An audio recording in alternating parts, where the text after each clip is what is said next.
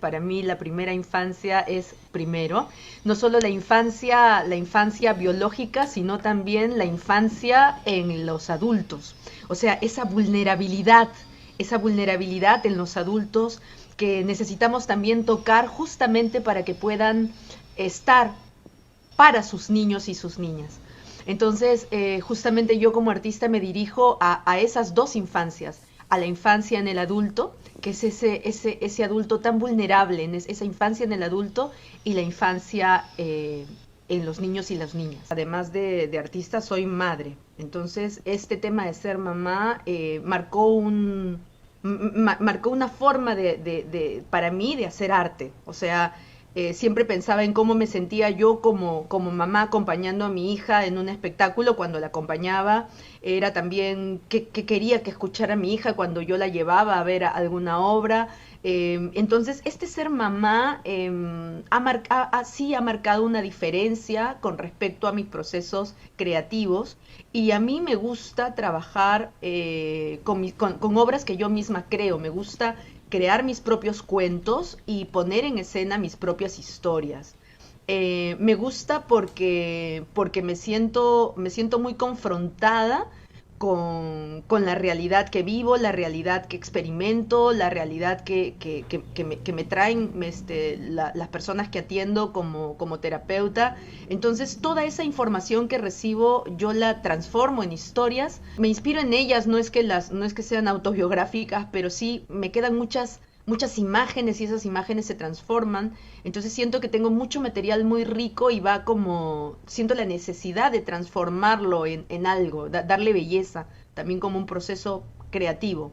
Entonces yo trabajo con obras que yo creo y parte de allí también, ¿no?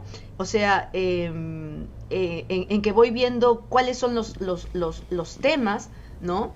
Que van surgiendo y por ejemplo uno de los temas que he trabajado recientemente justamente en el encuentro de arte y discapacidad se llama Fuego, jugando a apagar la rabia. Y me gusta mucho porque a través del cuento me interesa que la persona no solamente vea el cuento y se vaya me gustó, no me gustó, y de allí no pasa nada más, ¿no? Me interesa que se lleve que se lleve algo que le sirva para su vida cotidiana. Entonces, justo hablando de eso, yo tengo aquí lo tengo acá, aquí está, ¿ya? Entonces, justamente una de las cosas que llevé, pero lo tengo que poner así, llevé mi semáforo a escena. Entonces contaba la historia de una niña que justamente al que su tía le regaló este semáforo, ¿no? Entonces cada vez que su mamá se expresaba con ella con rabia, ella presionaba el botón rojo y le decía, mamá, rojo. Decía, ay, hija, perdón, tienes razón, porque se detenía, ¿no? Se detenía. Y claro, cuando se ponía en rojo, la mamá se convertía como en cocodrila, ¿no? O sea, empezaban a crecerle los dientes, se le escamaba la piel, se convertía en cocodrila, ¿no? Entonces, y después quedaba en amarillo, en ámbar, como el semáforo, y la mamá podía decidir si quería seguir siendo un cocodrilo, una cocodrila, o quería regresar a ser humana, y después cuando presionaba el verde ya regresaba a la normalidad, según lo que ella había decidido, si seguir siendo cocodrila o seguir siendo humana. Entonces, es interesante porque decía, bueno, todos no tenemos este semáforo en casa, pero sí podemos tener la posibilidad de decir, rojo, detente, estás alzando la voz, ¿no? Te puedes convertir en cocodrila, ¿no? Ámbar, ¿qué quieres hacer? ¿Quieres seguir siendo cocodrila o quieres cambiar a ser humana? ¿No? Ah, ok, ¿no? Y bueno, verde, ya. Recapitulemos, igual a mí me gusta mucho jugar con este. Podemos retroceder el tiempo de la imaginación, el del reloj no, porque ya pasó y lo que hiciste pasó, pero podemos retroceder el tiempo de la imaginación y volver a comenzar. Podemos pedirnos disculpas y volver a comenzar, porque el que tiene boca se equivoca y todos tenemos boca. Los adultos tienen boca, los niños tienen boca, los ancianos tienen boca. Todos tenemos boca y el que tiene boca se equivoca. Y cuando yo digo esta frase es curioso porque me dicen, tú también tienes boca, claro. O sea, el hecho de que sea adulta no significa que no me puedo equivocar. Ah, ¿no? Entonces, y es interesante, ¿no? Porque claro, el que tiene boca se equivoca. Entonces, a mí me gusta mucho jugar con esto y podemos volver a empezar, ¿no? Pero pide disculpa primero y volvemos a empezar, ¿no? Y es muy interesante porque con estas herramientas lúdicas, ¿no? A través de las historias, los juegos, los cuentos, voy trabajando esta manera creativa de utilizar el arte y la terapia, porque no solamente es arte, admito, no solo es arte y terapia, porque yo misma sentía que era más que arte. Recuerdo que lo que me motivó a formarme como terapeuta fue justamente a propósito de una vez que estaba contando un cuento y una niña me dijo, se me acercó cuando ya todos se habían ido y me dijo, yo me siento como el personaje de esa historia. Y yo dije, ups, ¿no? O sea, ¿Qué ups. pasó? Ups. Y claro, en la historia se hablaba de un niño con las orejas muy grandes y que se las ocultaba porque le daba vergüenza y ella me hizo así, se recogió el cabello hacia atrás y me enseñó su orejita y tenía una deformidad de nacimiento esa orejita, ¿no? Entonces, yo me quedé conversando con ella de lo que le pude haber dicho a Claro, mi hija, o sea, me puse en rol de madre, ¿no? Le sugerí que conversara con su mamá, derivé, conversé con la profesora, le expliqué lo que me había pasado con su alumna, la derivé, le comenté eso para que la orientara con la psicóloga o que conversara con su mamá, lo que había sucedido, para derivarlo, ¿no? Que no se claro. quedara solo en mí, pero yo dije, o sea, esto no me puede volver a pasar, o sea, yo necesito tener herramientas porque en los cuentos, o sea, no solamente le pasa a esta niña, a mí me pasaba cuando empezaba a leer ese cuento que me hacía llorar, ¿no? Yo no entendía por qué, y era como que había una sensibilidad, y yo dije, hay cuentos que me hacen llorar, ¿por qué lloro? ¿Qué me pasa? Entonces, entonces a partir del 2009, ¿no? Empecé ya a no solamente recibir terapia, sino a formarme y empecé con diferentes formaciones, hice la terapia de artes expresivas, ciencia de la mente, y allí ya era como que, wow, o sea, ya entiendo qué está pasando conmigo y ya puedo acompañar a otras personas que están sintiendo esto de me siento como el personaje del cuento, ¿no? Cierto. Entonces, por eso yo digo, no solo es arte y terapia, porque sí me parece importante nombrar esto, ¿no? Que no solo es arte y terapia, en mi caso, pero sí, las herramientas lúdicas igual, ¿no? Las herramientas lúdicas hacen que todo se relaje, que la tensión baje, y es todo muy divertido también, ¿no? O sea, Claro. y eso cambia la manera de conversarlo, ¿no? Por ejemplo, en el espectáculo del que les estoy hablando que presenté en el encuentro de arte y discapacidad, yo decía, es que esa mamá era terrible. Decía cosas que yo no puedo repetir y decía,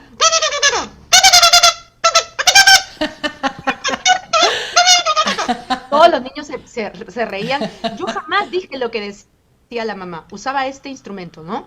Pero, claro, los niños se reían todo, pero en realidad, o sea, la intensidad con la que yo uso este Claro. instrumento, la Es intensidad duro. es Claro que duro, sí. pero claro, lo digo de una manera divertida, la gente se ríe, pero en realidad es fuerte, ¿no? Es Claro. tan fuerte como lo que dice esa mamá. Entonces, claro, yo lo hago, y bueno, la idea es intercambiar, ¿no? Es intercambiar el instrumento duro con el... Pero pasa el tiempo, Claro. las cosas cambian.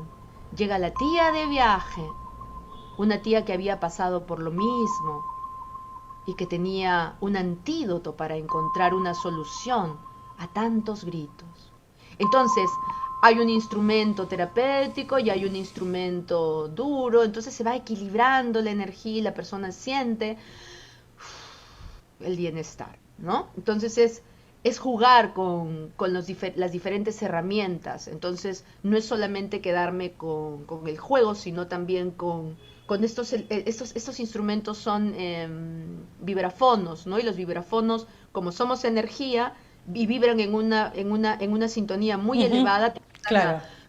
a armonizar, ¿no? Claro que sí. Llevo 16 años como artista escénica y decidí incorporar la terapia, la ciencia de la mente, el trabajo con la psicología espiritual, para poder un poco contener las emociones y toda esa carga emotiva, emocional que surge con el trabajo y los procesos creativos.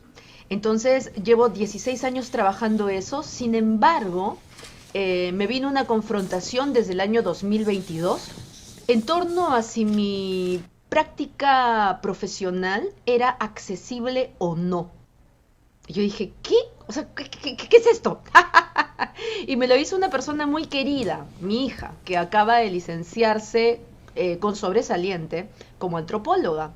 Entonces me dijo, tu práctica no es accesible. Entonces yo no entendía a qué se refería y me dijo, lee mi tesis. Y yo, ok, ¿no? Entonces empecé a ayudarla con ese tema de hacer la revisión como comunicadora, ¿no? Y me di cuenta que efectivamente mi práctica no era accesible a las personas con discapacidad. Y dije, wow, 16 años pensando solamente en el público en general, que no es el público en general, porque el público en general es el público con discapacidad visual, con discapacidad auditiva, con discapacidad motora, con discapacidad cognitiva. Entonces, realmente no estamos hablando del público en general, estamos hablando del público sin discapacidad, ¿no? O sin discapacidades. Entonces, decidí empezar a investigar sobre esto y he comenzado con la discapacidad que siento tener más cercana, que es la discapacidad visual. Yo para leer necesito anteojos, sin anteojos no leo. Entonces he empezado a investigar con herramientas de accesibilidad para que las personas con discapacidad visual puedan disfrutar de la narración de cuentos, pero me interesa que no se utilicen estos dispositivos electrónicos donde las personas con discapacidad visual tienen unos aparatitos electrónicos para poder seguir la obra y los que no tienen discapacidad visual no tienen los aparatitos electrónicos. No, no, eso no. Es una obra donde todos están en igualdad de condiciones y la obra es la accesible. Entonces yo soy la que hago un trabajo de audiodescripción creativa, narrativa, escénica, lúdica, divertida, y esto permite que todos sepan qué pasa en escena, porque hago el trabajo de audiodescribir narrativamente lo que pasa y trato de hacerlo de la manera más divertida posible para que las personas que no tienen discapacidad visual no sientan que es reiterativo, aburrido, y que las personas con discapacidad visual puedan saber qué está pasando en escena.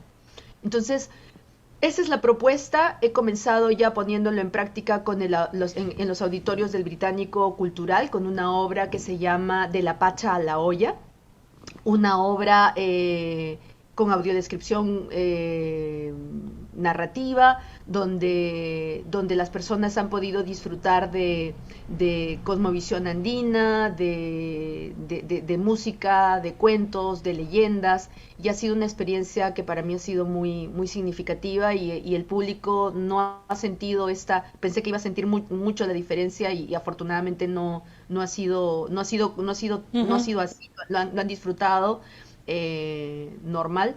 Y bueno, en eso estoy. Ahora he sido seleccionada para las becas DASH, que son las becas del British Council en coordinación con el Ministerio de Cultura y la institución Capaz, que justamente buscan que las personas estemos alineadas, los artistas, gestores culturales, estemos alineados en la inclusión de herramientas de accesibilidad para que realmente la cultura sea accesible para todos. Esto está de cara a los objetivos de desarrollo del milenio, o sea, no estamos, o sea, en realidad es un derecho de todos, ¿no? Entonces creo que estoy muy sensible ahora a qué estoy haciendo cuando estoy haciendo arte.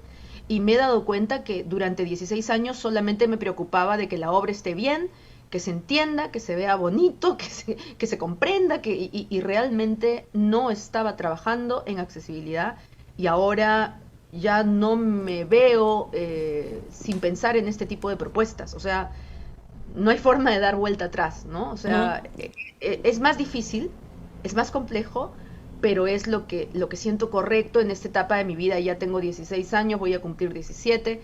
Quiero llegar a los 20 años con propuestas accesibles. He comenzado con la discapacidad visual, pero ya estoy aprendiendo lengua de señas peruanas y la idea es trabajar en este campo. ahora para Navidad justamente estoy trabajando con Navidad de cuento diversa e inclusiva. Es una propuesta de cuentos de Navidad que incluye títeres, música, instrumentos terapéuticos y la idea es que las personas puedan tener una experiencia de disfrutar de los cuentos de Navidad, pero con herramientas de accesibilidad que no solamente, que son para las personas con y sin discapacidad visual. Es decir, Claro, no solamente es para las personas con discapacidad visual, sino también para las personas que quieren sensibilizarse sobre el tema de que hay otras formas, ¿no? De disfrutar del arte y desarrollar esa sensibilidad hacia las personas con discapacidad visual, ¿no? Entonces a veces es cierto. como que, ay, pero en la casa no hay nadie, es que en realidad yo también decía lo mismo y ahora que ya estoy entradita en años, no voy a decir cuánto porque siempre trato de verme joven, pero ya les digo que ya necesito usar lentes para leer. Entonces, en realidad no sabemos a partir de cuándo empezamos a necesitar los lentes solo para leer y hay un tema, ¿no? No sabemos, ¿no? Nuestros cuerpos nuestro cuerpo físico, porque somos cuerpo Claro. emocional, espiritual, es frágil, ¿no? Entonces sí me parece importante ser sensibles a las diferentes formas de experimentar el arte por eso yo digo, las herramientas de accesibilidad son para las personas con y sin discapacidad visual, Cierto. porque estamos trabajando en sensibilizar a las personas sobre la accesibilidad, la inclusión, la diversidad y la tolerancia en esta Navidad. Es decir, vivenciar los valores, no solo hablar de ellos.